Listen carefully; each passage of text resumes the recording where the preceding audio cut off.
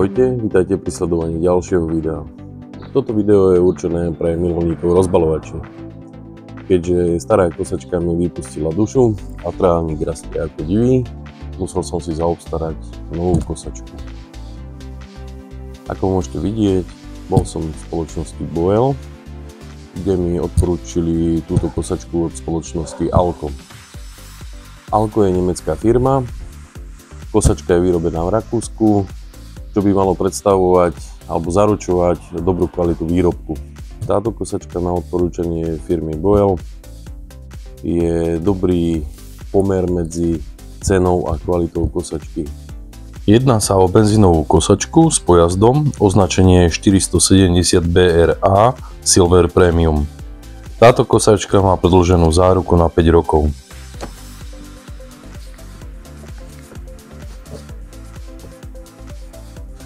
Ku kosačke mám pribalené aditívum do benzínu a rovnako aj prvý olej motorový do kosačky.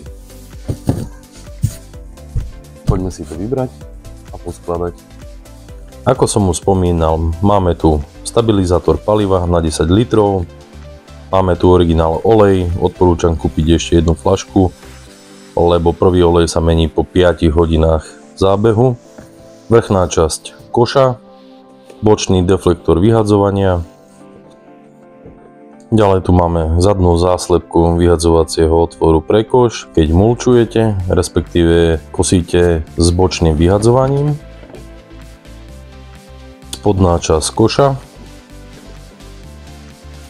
Ďalej odrazová klapka, alebo nazvime si to ako zadný kryt otvoru pre vyhadzovanie pre koš. Spodná časť madlo a manuály a drobný spojovací materiál vo vreckách. A aby sme nezabudli, máme tu pribalený aj lievik na nalievanie oleja, prípadne benzínu. A takto naša krasavica vyzerá. Otvoríme vrecka, vytriedíme jednotlivé materiály, dáme manuály dokopy a môžeme začať študovať. Kosačku budeme skladať podľa návodu, krok za krokom. Ako prvé si namontujeme odrazovú klapku. V tomto kroku budeme potrebovať klapku, pružinu, osku a dve záslepky. Dva konce pružiny vložíme do dvoch otvorov klapky.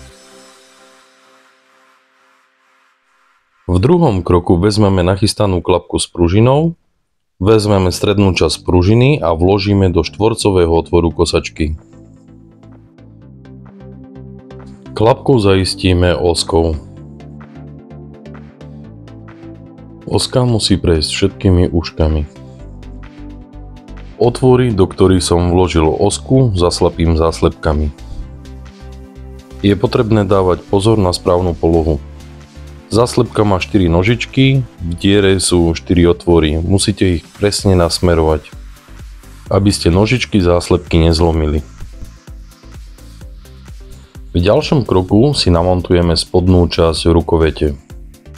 Voľné konce rukovete pred nahodením do kosačky natrieme buď olejom, alebo v mojom prípade ho streknem vedečkom. Aby sme vedeli rukoveď zmontovať s telom kosačky, musíme sa dostať k montážnemu otvoru. Páku nastavenia kosačky potiahneme smerom od kosačky, tak aby sme ju uvoľnili z aretačných otvorov. Následne ju potiahneme dozadu, tak aby sa nám sprístupnil otvor pre dotiahnutie držiaku rukovete. Touto pákou centrálne nastavujeme výšku kosačky pre obe kolesa zadnej nápravy. Držiak rukovete som nastriekal vedečkom, následne prstom roztiahol. Vložíme držiak do tela kosačky, zatlačíme úplne na doraz. Pomocou posuvného meradla si roztriedím spojovací materiál. Zo spojovacieho materiálu vyberieme dve skrutky priemeru 5 mm, dĺžky 19 mm a dve podložky priemeru 5,5 mm. Na dotiahnutie budeme používať Torx T25. Ako ďalšie si zmontujeme rukovet s ovládaním. Na spodnej časti rukovete sú na každej strane dva štvorcové otvory, ktoré slúžia na nastavenie jej výšky. Polohu v rukovete fixujeme pomocou skrutky M8x50, ktorú vložíme z vnútornej strany. Z vonkajšej strany na skrutku položíme podložku priemeru 8,5 mm. Spoj dotiahneme pomocou plastovej krídlovej matice. Plastové časti kosačky doťahujeme s citom, aby nám plast nepraskol. A dáme si repeter z druhej strany.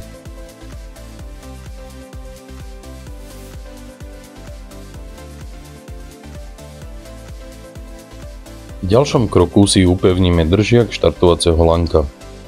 Budeme potrebovať skrutku M6 dĺžky 30 mm, držiak lanka, podložku priemeru 6,4 mm a maticu M6. Skrutku vložím do diery z vonkajšej strany, z vnútornej strany prvý pôjde držiak, potom podložka, nakoniec matica. Pomocou vidlicových alebo očkových kľúčov veľkosti 10 dotiahnem tento spoj napevno. Po zmontovaní si lanko natiahnem do tohto držiaku. Obe lanka si uchytíme pomocou káblových opaskov.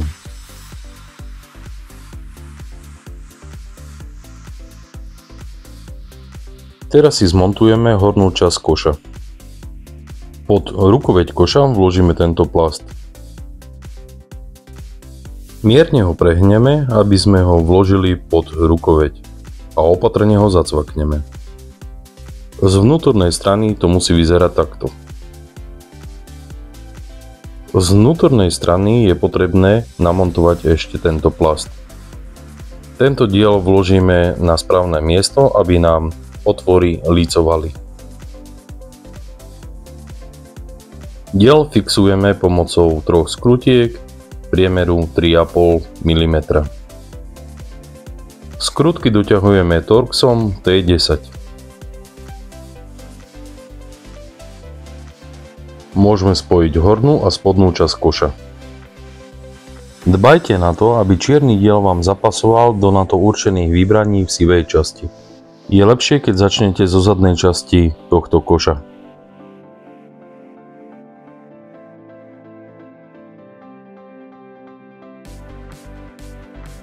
Správne zloženie oboch častí si skontrolujte pohľadom dovnútra koša.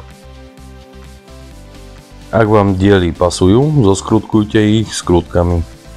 Odporúčam vám najskôr skrutky vložiť do jednotlivých otvorov a chytiť na nejaké 2-3 závity a keď vám všetky diery budú licovať, dotiahnuť napevno.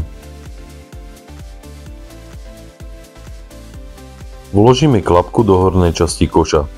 Táto klapka slúži na signalizáciu naplnenia koša. Zoskrutkujeme prednú časť koša vstupujúcu do kosačky pomocou dvoch skrutiek M5 dĺžky 10 mm a dvoch matíc M5. Skrutky vkladáme do dier koša z vonkajšej strany a matice z vnútornej strany koša. Skrutkový spoj dotiahneme pomocou vidlicového alebo očkového kľúča veľkosti 8 a krížového skrutkovača. Takto vyzerá spodná časť kosačky. Hoc kosačka nemá ešte naliaté prevádzkové kvapaliny, kosačku vždy pretáčajte smerom karburátorom hore. Kosačka má funkcie 4-in-1, to znamená, že kosí, zberá, mulčuje a má bočné vyhadzovanie. Nastavenie výšky kosačky je možné v 7 polohách. Od výšky strihu od 3 do 8 cm. Výška zdvihu zadnej nápravy sa nastavuje centrálne jednou pákou pre obe kolesá. Kolesá prednej nápravy je nutné nastaviť každé samostatne. Pri nastavovaní výšky rezu je potrebné, aby kolesá boli v rovnakej polohe, to znamená v rovnakej dierke zaaretované. Keďže všetko sme úspešne poskladali, pristúpime k naplneniu prevádzkových kvapalín. Odskrutkujeme zátku plniaceho otvoru. Rýsku máme suchú, motor je bez oleja. Pod plniaci otvor si dám handru, aby som si telo kosačky nezašpinil. Do otvoru vložím lievik, ktorý je súčasťou balenia a nalejeme motorový olej, ktorý bol pribalený ako dáček ku kosačke. Podľa návodu k motoru je potrebné do motora naliať pol litra tohto oleja. K tomu nám dobre poslúži ryska na balení.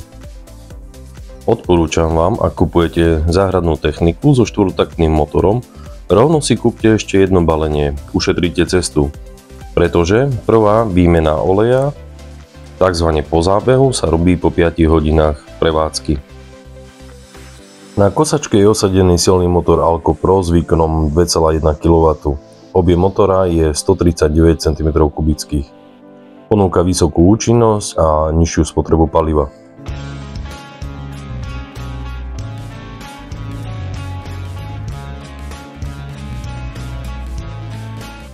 Obsah oleja si skontrolujeme ešte pomocou rysky. Ďalšiu vec, ktorú vám odporúčam, je tzv. Servisná sada. Obsahuje lievik, takúto veľkú striekačku s hadičkou a zbernú nádobu. Pomocou tejto veľkej striekačky môžete vyťahnuť či už olej pri výmene oleja alebo benzín z nádrže. Pri použití tejto sady je práca komfortnejšia pri výmene oleja. Nemusíte motor alebo kosačku prevrácať, neušpiníte si ju. Pristúpime k naliatiu benzínu. Keďže sa jedná o štvortaktný motor, do tohto benzínu neprilievame olej ako pri štvortaktoch. Používame čistý. Moje malé odporúčanie je, po problémoch s krovinorezom so štartom som sa rozhodol používať 100-oktánový benzín so značením E5. Dávajte si však pozor, sú dva druhy. Na pumpe nájdete so značením E5, ale aj E10. Toto označenie znamená podiel biozložky v benzíne. E5 je biozložka do 5%. Samotný problém robí táto biozložka. Preto je lepšie, ak do benzínu budete lievať stabilizátor. Pribalený stabilizátor je na ošetrenie 10 litrov paliva. Podľa výrobcu sú jeho vlastnosti následovné. Podporuje jednoduchšie štartovanie, zlepšuje výkon motora, zabraňuje usádzaniu biozložiek a hromadeniu nečistot, zabraňuje korózii vnútorných častí motora a stabilizuje palivo na 3 roky. V návode k motoru je uvedené, že palivo nesmie byť staršie ako 30 dní. To je z toho dôvodu, že v benzíne sa nachádza biozložka, ktorá robí tieto problémy. Pred samotným štartom je potrebné 3-krát zatiahnuť páku plynu k sebe po dobu 2 sekúnd a následne štartovať.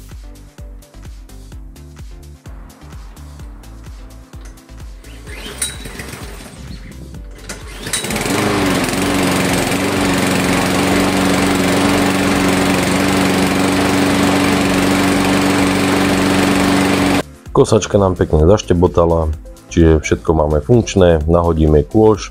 Kôž má obsah 70 litrov a môžeme ich skosiť. Keďže moja tráva je už dosť veľká, zvolil som kosenie so zberom do koša.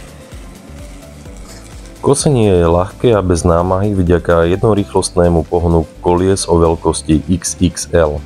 Šírka záberu je 46 cm. Kosačka je vhodná pre stredne veľké záhrady do veľkosti 1400 m2. Všímate si pri kosení košom klapku, ktorá vám signalizuje naplnenie košu? Pokiaľ je kôž prázdny alebo do ňo sa ešte mestí, je klapka hore. Pokiaľ je kôž plný, klapka padne dole. A kôž musíte vysypať.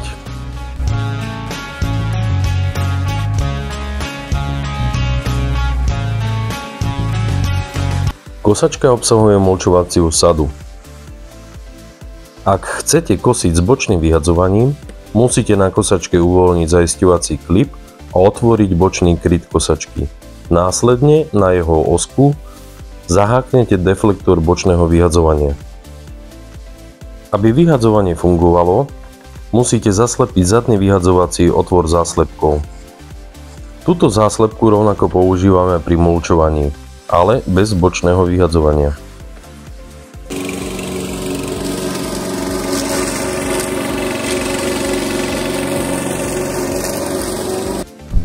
Ak sa vám toto video páčilo alebo bolo užitočné, dajte like.